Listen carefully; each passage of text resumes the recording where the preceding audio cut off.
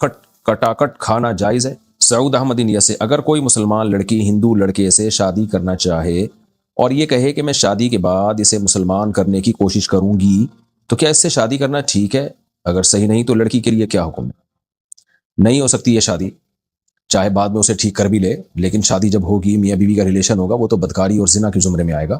کسی کو دین پہ لانے کے لیے اپنا ایمان بیچنا جائز نہیں ہے۔ تو اگر وہ ہندو لڑکے سے شادی کرے گی، شریعت میں یہ نکاح ہی کا لدم ہوگا، اس کی کوئی حیثیت ہی نہیں ہوگی۔ تو اس لیے بہت بڑا جرم ہے، بلکہ ایسے لوگوں کے بارے میں تو ایمان کے سلب ہونے کا خطرہ ہے کہ آپ کو پتہ ہے کہ ایک چیز اسلام میں نہیں ہے اور وہ نکاح اسلام اس نکاح کو نکاح ہی نہیں مانتا، تو آپ اس پہ نکاح کا لیبل کیسے لگا رہے ہو؟ پھر آپ اس خاتون کو چاہیے ایسا ہرگز نہ کرے۔ لڑکی کے لیے یہی حکم ہے کہ اس کو چھوڑ دے، وہ خود مسلمان ہوتا ہے تو اپنے والدین کی پرمیشن سے اس سے شادی کر لے، اگر نہیں ہوتا تو بس چھوڑ دے اس کو۔ احتشام صاحب انڈیا سے، میں دہلی میں رہتا ہوں اور میرے والدین تقریباً 650 کلومیٹر دوری پر رہتے ہیں، اگر میں دہلی سے وہاں جاتا ہوں تو کیا مجھے قصر نماز پڑھنی ہوگی یا پوری ادا کرنی ہوگی؟ آپ دہلی میں رہتے ہیں تو کیا مطلب کوئی جاب واب کرتے ہیں یا باقاعدہ آپ کی بیوی بچے دہلی میں ہی ہیں؟ اگر واقعی بیوی بچے اور پورا گھر آپ کا دہلی میں ہے تو پھر والدین سے ملنے آپ جائیں گے تو پھر آپ مسافروں والی نماز پڑھیں گے وہاں پہ۔ اور اگر آپ کنوارے چھڑے چھاٹ ہیں، باقاعدہ دہلی میں آپ کا گھر نہیں ہے، تو پھر آپ کا والدین کا گھر ہی آپ کا گھر کہلائے گا۔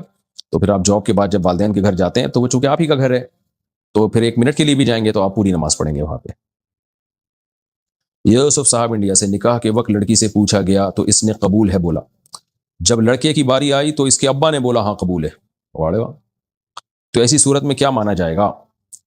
تو لڑکا کیا بیٹھا ہوا تھا، اس کے منہ پہ ٹیپ تھی جو اس کو قبولتے ہوئے شرم آ رہی تھی، کیا مسئلہ ہے؟ باہر اگر ابا نے بھی قبولہ بول دیا اور لڑکے نے اس قبولے کو مان لیا، لڑکا چپ بیٹھا ہوا ہے اور ابا نے بتایا کہ تمہارا نکاح ہو گیا، لڑکے نے کہا ٹھیک ہے، تو بھی قبول ہی ہو گیا وہ۔ یا لڑکے نے پہلے سے ابا کو بول دیا تھا میری طرف سے قبول لینا، پھر ابا نے قبولا تو بھی ٹھیک ہے۔ تو بظاہر ایسا ہی لگتا ہے باپ بیٹے میں دونوں میں کوئی مکا ہوا ہوگا، بیٹا تو چپ بیٹھا رہنا تاکہ سسرال کو پتہ چلے کتنا نیک شریف شرفا ہے، کہ جہاں بولنا ہوتا ہے وہاں بھی کچھ نہیں بولتا یہ، تو جہاں نہیں بولنا ہوگا وہاں کیسے بولے گا باپ کے سامنے، اتنا نیک بچہ ہے۔ تو شاید یہ مسئلہ ہوگی۔ بہرحال اگر بیٹے نے ابا سے کہا تھا کہ آپ قبول لینا میری طرف سے، تو ابا پھر وکیل ہو گئے، پھر ابا کے قبولنا بیٹے کا قبول نہیں کہلائے گا۔ اور اگر بیٹے نے کہا نہیں تھا لیکن ابا نے قبولا اور بیٹے کو جب بتایا تو بیٹے کو اس پہ کوئی اعتراض نہ ہوا، اس نے کوئی ایسا عمل کر دیا جس سے ثابت ہوا کہ ابا کے قبولے پہ راضی ہے وہ، تو بھی ٹھیک ہے۔ اگر یہ دونوں باتیں نہیں تھی تو پھر یہ قبولنا نہیں کہلائے گا، بلکہ دوبارہ نکاح کر کے بیٹے سے بولنا پڑے گا کہ بھائی تو منہ سے بول، صحیح ہے نا، قبول ہے کہ نہیں قبول ہے۔ اگر مسجد میں جماعت سے نماز ہو چکی ہو اور وہ نماز قضا نہ ہوئی تو اس نماز کو گھر میں پڑھنا جائز ہے؟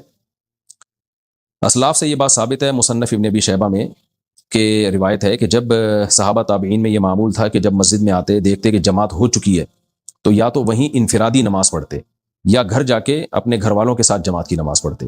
تو آپ کے پاس اب دونوں آپشن ہیں، اگر مسجد میں آئے اور دیکھا جماعت نکل چکی ہے، پہلی بات تو یہ غلط ہے، ٹائم پہ آنا چاہیے، مسجد کی جماعت چھوڑنا جائز نہیں ہے، گناہ ہے۔ لیکن بہرحال ہو جاتا ہے کبھی آئے جماعت نکل گئی ہے تو پھر یا تو وہیں انفرادی فرض پڑھ لیں یا گھر جا کے، بہتر یہی ہے کہ بیوی بچوں کے ساتھ جماعت کر لیں۔ آپ نے بتایا ہے کہ اجتماعی دعا ٹھیک نہیں ہے، تو جو لوگ تبلیغی جماعت میں اس نیت سے جاتے ہیں کہ دعا میں شریک ہوں گے، ان کے بارے میں بتائیے۔ میں نے یہ نہیں کہا کہ اجتماعی دعا ٹھیک نہیں ہے، میری باتوں کو لوگ غلط رخ پہ لے کے جاتے ہیں۔ میں نے یہ کہا ہے کہ فرض نماز کے بعد اجتماعی دعا ہاتھ اٹھا کے ثابت نہیں ہے، اتنی بات کہی ہے۔ ٹھیک نہیں ہے یہ بھی نہیں کہا، ثابت نہیں ہے، لہذا اس کو سنت نہ سمجھا جائے، اس کو ضروری نہ سمجھا جائے۔ بعض مسجدوں میں امام نہیں مانگتا، اس کو امامت سے ہی ہاتھ دھونے پڑتے ہیں، اتنی شدت نہ کی جائے۔ تو اس پہ مفتی رشید احمد صاحب رحمہ اللہ تعالیٰ کا احسن الفتاوی میں غالباً دوسری یا تیسری جلد میں بہت شاندار رسالہ ہے، وہ بھی پڑھ لیں۔ حضرت مفتی شفیع رحمہ اللہ تعالیٰ جو مفتی اعظم پاکستان تھے، حضرت مفتی تقی عثمانی صاحب کے والد تھے، ان کا بھی اس بارے میں بہت شاندار رسالہ ہے۔ تو حقیقت یہی ہے کہ نہ ہی کہ حدیث میں اس اجتماعی دعا کا ہمیں تذکرہ ملتا ہے اور نہ ہی فقہ کی کتابوں میں۔ فقہ کی کتابوں میں بھی اس لیے نہیں ہے کہ حدیث میں نہیں ہے، قرآن و سنت میں نہیں ہے، اس لیے اس کا ہمیں نہیں ملتا۔ باقی یہ اتنا بڑا مسئلہ نہیں ہے کہ اس کی وجہ سے مسجدوں میں پھڈے پیدا کرے۔ اگر کوئی امام اجتماعی دعا مانگ رہا ہے تو آپ اس کو مانگنے دیں، انہیں کچھ نہ کہیں، منہ نیچے کر کے چپ کر کے بیٹھے رہیں۔ پہلے ہی بڑے بڑے مسائل ہیں دنیا میں، ایسا نہ ہو کہ ایک نئی جنگ چھڑ جائے۔ تو جس کی تحقیق ہے کہ ثابت ہے تو اس کو مانگنے دیں، جس کی تحقیق ہے ثابت نہیں ہے وہ نہ مانگے۔ اور اتنے سارے اختلافی مسائل ہیں چل ہی رہے ہیں نا، تو یہ بھی ایک چل جائے گا، اس میں پھڈے بازی نہ کرے۔ تو باقی تبلیغ میں جو اجتماعی دعا ہوتی ہے وہ الگ چیز ہوتی ہے، وہ اس کا فرض نماز کے بعد اجتماعی دعا سے کوئی تعلق نہیں ہے، وہ تو جماعتوں کو رخصت کیا جاتا ہے تو اس سے پہلے ایک دعا مانگی جاتی ہے برکت کے لیے، تو اس کو بھی سنت نہیں سمجھا جاتا، بلکہ وہ ویسی برکت کے لیے ایک دعا مانگی جاتی ہے۔ تو لیکن نمازوں کے بعد تو ایک عمل ہے نا باقاعدہ، کہ نماز کے بعد تو نبی سے جو وظائف ثابت ہیں وہ وظائف پڑھنے چاہیے۔ عامر حمزہ بنگلہ دیش سے، کیا کٹاکٹ کھانا جائز ہے؟ کٹاکٹ میں اگر کپورے بھی ڈل رہے ہیں نا تو وہ جائز نہیں ہے. اس کی دلیل کیا ہے؟ وہ یحرم علیہم الخبائث، اللہ تعالیٰ نے ہم پہ خبیث چیزوں کو، گندی چیزوں کو حرام کیا ہے. بعض لوگ کہتے ہیں کہ کپورے کا کہاں لکھا ہے کہ ناجائز ہے؟ بھئی آیت عام ہے، ایسے تو بہت ساری چیزیں ہیں جن کے بارے میں کہیں نہیں لکھا، لیکن گندگی کی وجہ سے ہم ان سے ایوائڈ کرتے ہیں.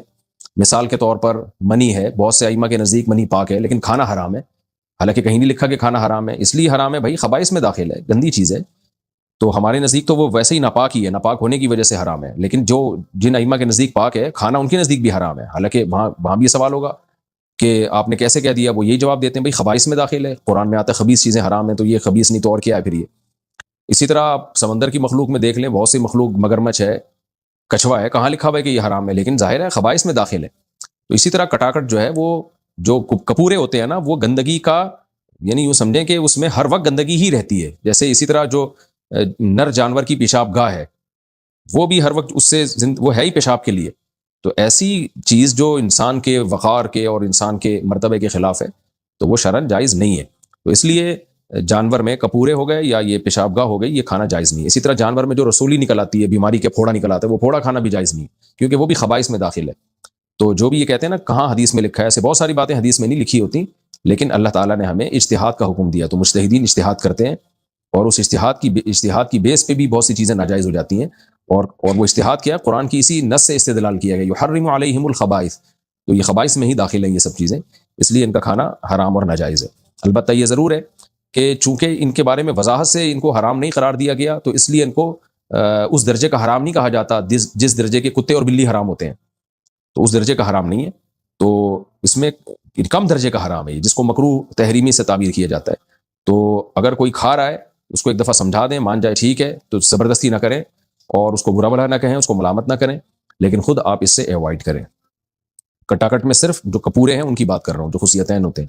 باقی کٹاکٹ آج کل جو پھیپڑے ویپڑے کا بنتا ہے وہ ٹھیک ہے، اس میں کوئی حرج نہیں ہے. کراچی میں جو کٹاکٹ ہے وہ یہی ہوتا ہے، گردے پھیپڑے کلیجی ملا کے قیمہ بنا دیے کہ کھلا دیتے ہیں، وہ جائز ہے، اس میں کوئی حرج نہیں ہے. اچھا بھائی، فہیم النساء انڈیا سے، کیا عورتیں اپنے ہونٹوں پر لپسٹک لگا سکتی ہیں اگر لپسٹک میں حرام اجزاء شامل ہوں؟ نہیں، پھر نہیں لگا سکتی اگر حرام اجزاء شامل ہیں، کیونکہ ہونٹ منہ کے قریب ترین حصہ ہوتا ہے اور اس میں بہت دفعہ لعاب اس سے لگ کے منہ کے اندر جاتا ہے.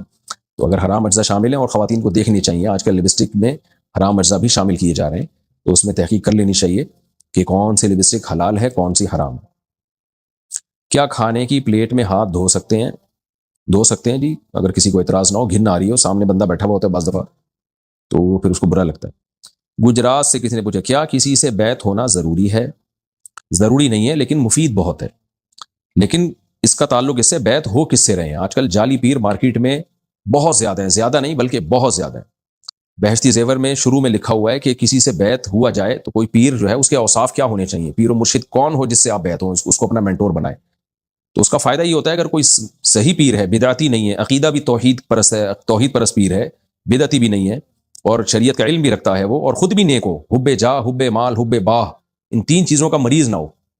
حب جاہ کا مطلب بڑائی کا شوق، تواضع نہیں ہے اس میں بلکہ اپنی دھونس، اور میں میرے مرید، اور میں جو ہے نا، بعض دفعہ جب انسان کو عزت ملتی ہے تو اپنی اوقات ہی بھول جاتا ہے وہ. تو یہ سب چیزیں نہ اس کے اندر. پھر حب مال نہ ہو، لالچی نہ ہو، مریدوں کی پینٹوں پہ اور جیبوں پہ نظر ہو کہ اس نے ہدیہ کیوں نہیں دیا اس نے، تو یہ چیز بھی نہ ہو. تیسرا حب باہ. حب باہ کا مطلب یہ ہے کہ حلال و حرام میں جو ہے نا، جو اس میں انسان میں اللہ نے مرد میں ایک جزائر رکھی ہیں عورت کی طرف. پیروں کے پاس جب خواتین آتی ہیں تو یہ ٹھرک بھی، بہت سے پیر ٹھرکی بھی ہوتے ہیں، بڑے بڑے ان کے اسکینڈل بن جاتے ہیں، جعلی پیروں کی بات کر رہا ہوں. تو واقعی نیک آدمی ہو، کیا شرعی حدود ہیں، بیوی اور غیر محرم میں کیا فرق ہے، وہ جانتا ہو اور عملی طور پر جانتا ہو. بعض تو پیر کم بخت ایسے ہیں کہ کسی خاتون نے پیر صاحب سے رابطہ کیا، میں یعنی ان کو جانتا ہوں کہ جی مجھے کسی لڑکے سے عشق ہو گیا ہے، میں شادی شدہ ہوں، تو پیر صاحب سے بیعت ہونا چاہتی ہوں تاکہ میرا وہ عشق ختم ہو جائے. تو پیر صاحب نے اصلاح کرانے کے بجائے اپنے عشق میں ڈالنے کی کوشش شروع کر دی کہ میرے اوپر لٹو ہو جائے تو کسی طریقے سے. تو جی دو نمبریاں چل رہی ہیں اس میں. تو اس کو حب باہ کہتے ہیں. تو حب جاہ بھی نہ ہو، حب مال بھی نہ ہو، حب باہ بھی نہ ہو، شریف انسان ہو. اور پھر اتنا بھی کافی نہیں ہے، یعنی نیک نہ ہو بلکہ نیک بنانا بھی جانتا ہو. اس کو گھراتے ہو کہ لوگوں کی تربیت کیسے. بعض لوگ نیک ہوتے ہیں لیکن پاگل ہوتے ہیں. سوری، پاگل کا مطلب یہ ہے کہ تھوڑے بیوقوف ہوتے ہیں، تو وہ نیک بنانا نہیں جانتے ہیں، ان کو نہیں پتا ہوتا سوسائٹی کی اصلاح کیسے کی جاتی ہے. تو مصلح بھی ہوں، صالح ہونا کافی نہیں ہے، مصلح بھی ہوں. اور انتہائی اہم ترین شرط یہ ہے کہ اس بارے میں ان کی اپنی رائے کا اعتبار نہیں ہوگا، کسی بڑے بزرگ کی طرف سے ان کو اجازت بیعت بھی ملی ہو. انسان اپنے بارے میں نہیں کہے کہ میں چونکہ یہ سب چیزیں میرے اندر آ گئی لہٰذا میں بیعت کرنا چاہتا ہوں، میں بیعت کر سکتا ہوں اب لوگوں کو، نہ آپ کی اپنی رائے کا اعتبار نہیں ہے، اپنے بارے میں انسان خوش فہمی مبتلا ہوتا ہے۔ اس سے پہلے جو اکابر گزر چکے ہیں، بڑے گزر چکے ہیں، ان میں سے کسی سے اس کو اجازت بیعت ہو، خلافت ہو، وہ کہیں کہ ہاں جی میں نے ان کو پرکھا ہے، آزمایا ہے، میری رائے کے مطابق یہ بندہ نہ اس میں جاہ کی محبت ہے، نہ مال کی محبت ہے، نہ باہ کی محبت ہے، اور یہ لوگوں کی اصلاح بھی کر سکتا ہے، تو وہ اجازت بیعت بھی دیں۔ یہ ساری شرطیں جہاں پائی جائیں گی، بعض دفعہ اجازت بیعت ملی ہوتی ہے لیکن جس نے اجازت دی ہوتی ہے وہ اس کے اجازت کا معیار ہی بہت ہلکا ہوتا ہے، ہر ایک کو اجازت نہیں مل رہی ہوتی ہیں۔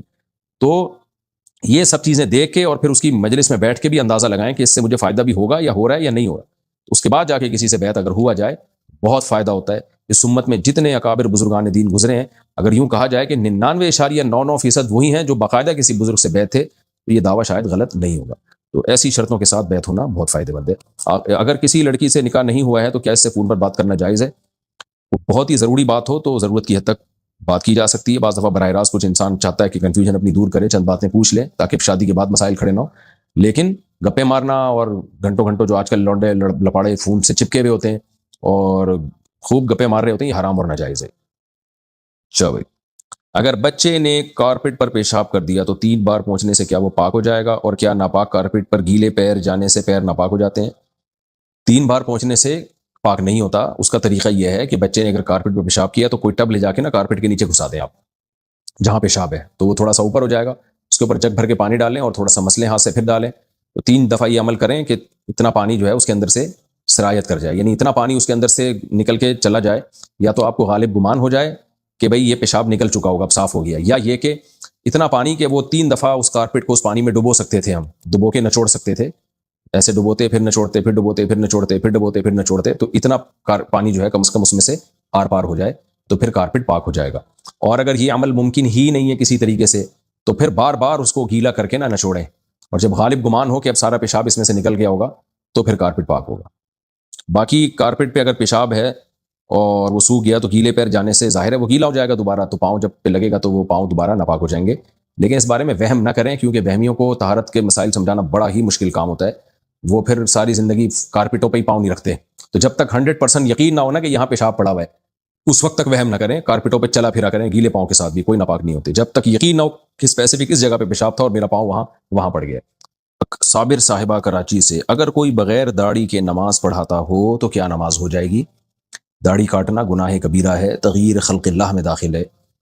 تورات میں آج تک لکھا ہوا ہے کہ حضرت موسیٰ علیہ السلام نے اپنی قوم کو کہا، اللہ نے موسیٰ علیہ السلام کو کوہ طور پہ بلا کے کہا کہ اپنی قوم کو کہیں کہ داڑھی مت کاٹیں، تو نبی صلی اللہ علیہ وسلم کی بخاری مسلم کی صحیح احادیث ہے، اعفوا اللحیٰ وقصوا الشوارب، داڑھی بڑھاؤ مونچھیں گھٹاؤ، تو آپ نے یہ بھی فرمایا کہ 10 چیزیں پیغمبروں کی فطرت میں سے ہیں، ان میں داڑھی بڑھانا بھی داخل ہے اس میں، تو اس لیے یہ تو انگریزوں کے حکومت سے پہلے مسلمانوں میں تصور نہیں تھا داڑیاں کاٹنے کا، مرد کی زینت ہے داڑھی، تو اس لیے داڑھی اگر کوئی شخص کاٹتا ہے تو اس کو اپنے اختیار سے امام بنانا جائز نہیں ہے۔